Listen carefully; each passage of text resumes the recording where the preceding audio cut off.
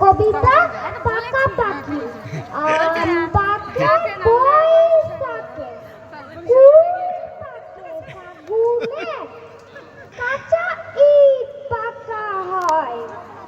কোরালে তা আগুনে